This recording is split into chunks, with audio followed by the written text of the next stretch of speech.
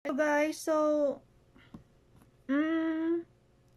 usapang brownies pa rin na homemade na ginawa ko sa kawali.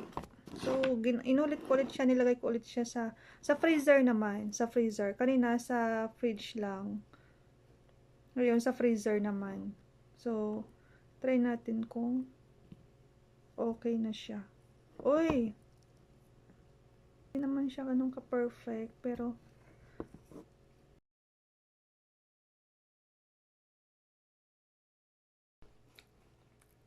ang sarap niya guys. Oh, tubigas na siya. So, hindi na siya yung malapot kanina. So, kulang lang talaga na ilagay siya sa freezer para tumigas.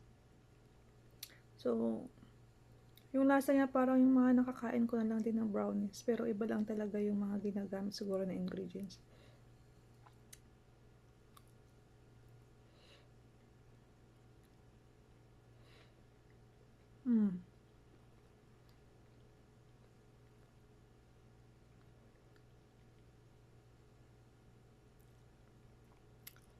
Ang sarap na niya.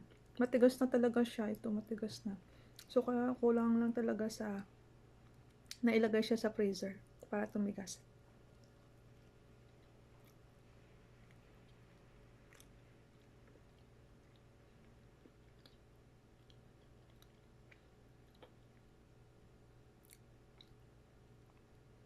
Yung binili ng kaibigan ko na chocolate na bilog na inihilahalo sa champurado. Bagay na bagay dito, ang sarap niya.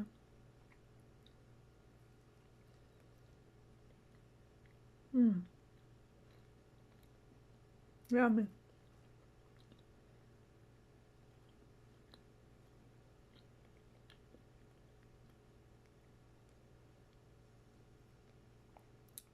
So, perfect na siya. Hindi naman siya ganun ka-hard kainin. Medyo soft pa rin naman. Pero, masarap na siya. Masarap na siya, guys. Matigas na din. Kaya, okay na siya. May panghimagas na ako. 1, 2, 3, 4, 5, 6, 7. May 7 pa na gayat. Ayan. Dahil mahilig ako sa sweets. May kakainin na ako. So, pwede na akong gumawa nito. Marunong na ako gumawa.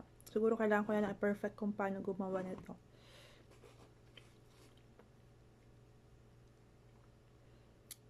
Kung magpo-birthday ka, pwede na rin ito pang birthday. Kung gusto mo. Ayan. Yan lang guys. Masarap na ang aking medyo malapit-lapit na rin na brownies. Homemade ko. Bye!